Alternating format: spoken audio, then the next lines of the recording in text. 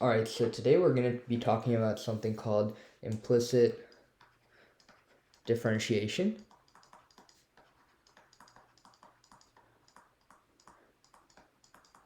And the idea behind this is basically so far we have kind of gotten functions of this form where we have, for example, y is equal to square root of x, and then we're asked to find dy over dx, right? And the process of that is quite simple.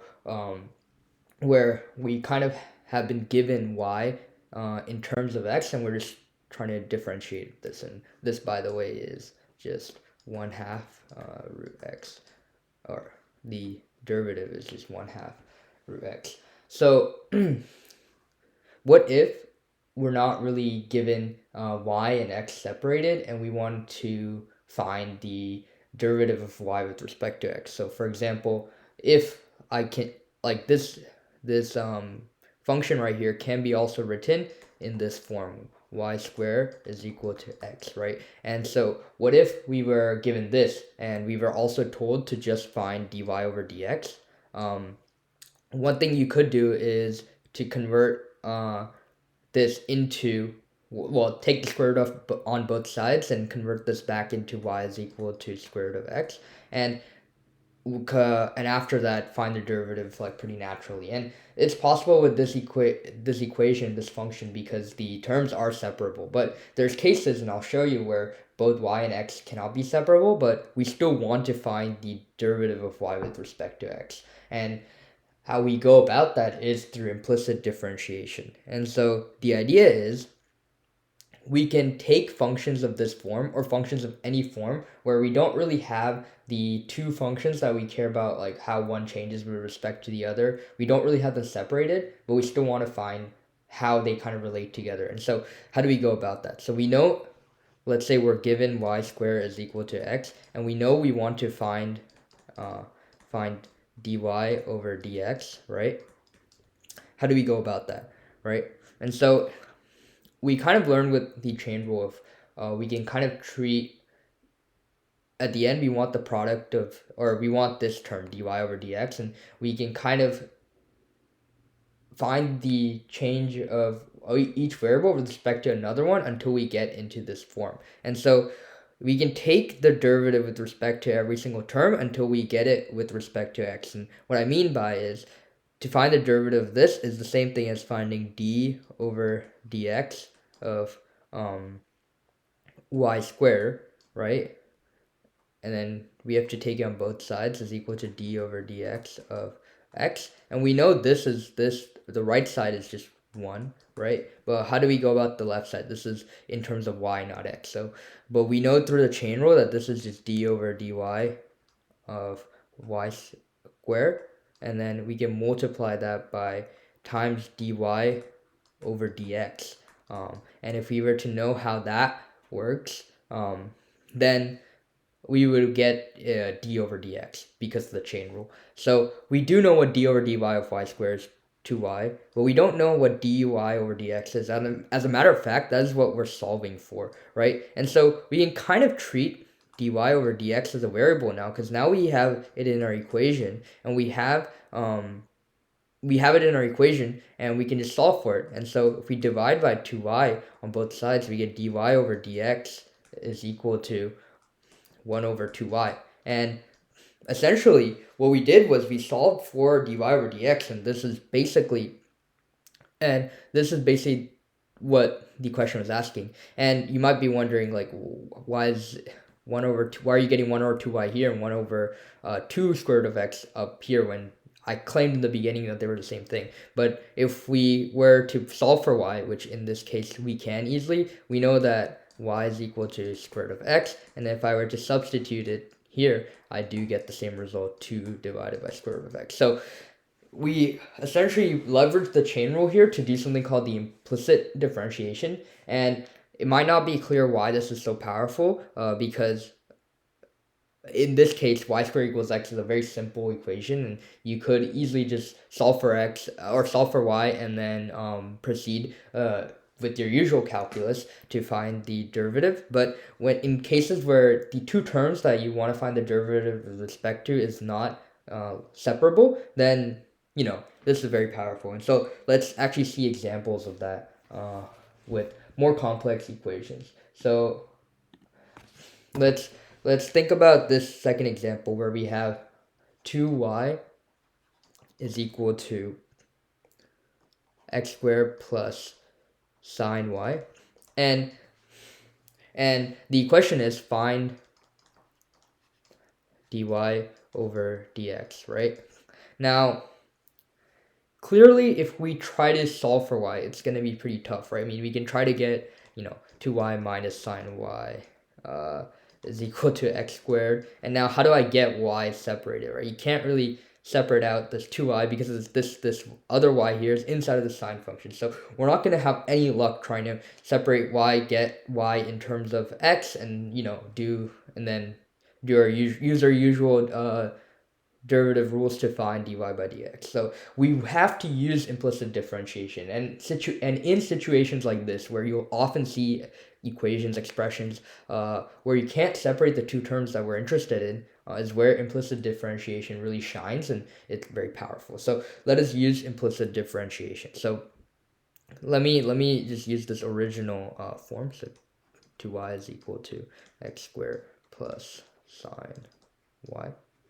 And we just need to find dy by dx. So d over dx of 2y is equal to d over dx of x squared plus sine y. And like we saw with the previous example, when stuff is written out in terms of y, and we want to find how it changes with respect to x, it's simply just doing d over dy times dy by dx, right? And that's what we're going to do with this sine y and then 2y. So over here on this left hand side, we're going to get 2 times dy by dx.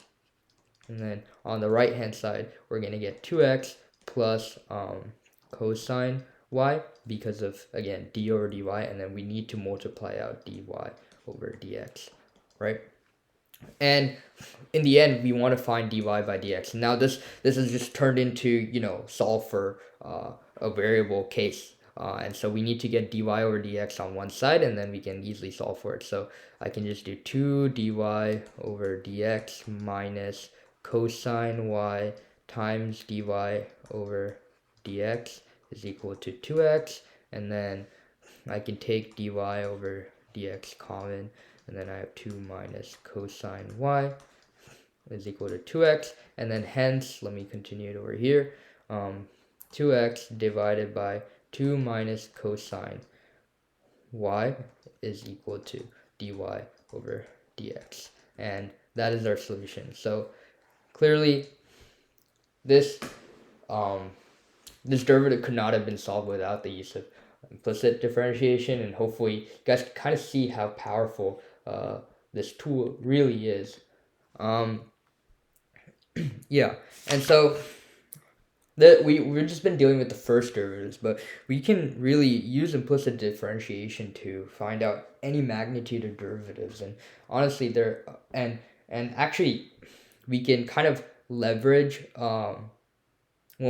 whenever we're asked to find higher order derivatives, they're gonna ask like find the first derivative, second, etc., and we can kind of leverage what we have used in the past to solve the lower order ones to find the upper order ones. And just to make everything more concrete, let's do an example of finding a more higher order derivative.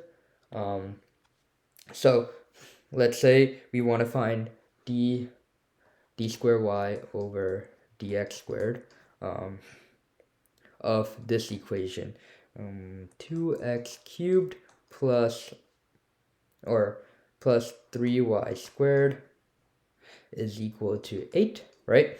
And so we don't know the first derivative, so let's just naturally go and find the first derivative. So this is d over dx of 2x cubed plus 3y squared is equal to d over dx of 8, right? This is just 0 on the right side because of the constant. We get 6x squared plus 6y times dy over dx, right? And then solving for dy over dx, we get minus 6x squared divided by 6y is equal to dy over dx, and then canceling out these 6's, we get minus x squared over y is equal to dy over dx. All right, and then now we have to differentiate this again to get our second order derivative as asked, right? So now let's work with minus x squared over y. We're going to have to use the chain rule. So in reality, like, there's really not much difference compared to how we find the normal derivatives and how we find implicit derivatives. We just have to remember that we have to use that chain rule because we cannot really do d over dx of 3y squared without actually having the d over dy and then multiplying by dy over dx. So, all right, let's get to this and let's use the chain rule. So to differentiate minus x squared over y, we have to use the quotient rule, and so let's do that. Um, and so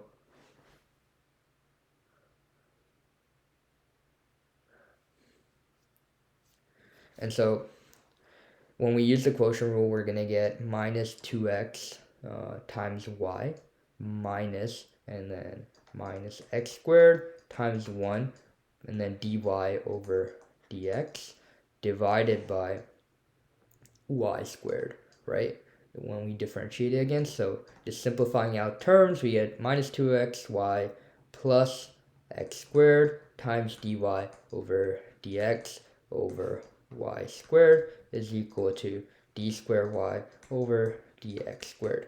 All right, and we know what this term is because we solved for it before right here, right? And so that's what I was kind of alluding to when I said we can use what we previously solved for to leverage our final solution. And so substituting in that value, we get 2xy plus x squared times minus x squared over y divided by y squared is equal to d squared y over dx squared. And just cleaning up everything, we get minus 2x over y, minus 2x over y, and then minus x to the power of 4 divided by y cubed is equal to d squared y over dx squared. And that is our solution. So implicit differentiation, when we're asked to find higher order derivatives, does not really get too different. We just have to remember how we found derivatives before and continue to use that to find our next derivatives. And so that is really the gist of implicit differentiation. In summary, like the main thing that we need to remember is, let's say we're asked dy over dx, right? And in a term we have y, but you can't really do d over dx of y because there's no x defined in this term, and we need to sort of do that. We need to leverage the chain rule, and so when we leverage the chain rule, we do d over dy times dy over dx, and this term we'll usually solve for later on. We don't really know what this is. So when we do d, so to, let's say we had y and we did d over dy times dy over dx, we know d over dy would be 1, and then we would add this term dy over dx and we treat it like a variable. And so that is the essence behind implicit differentiation. And if you remember that one thing, then you should be able to solve any implicit differentiation related problems.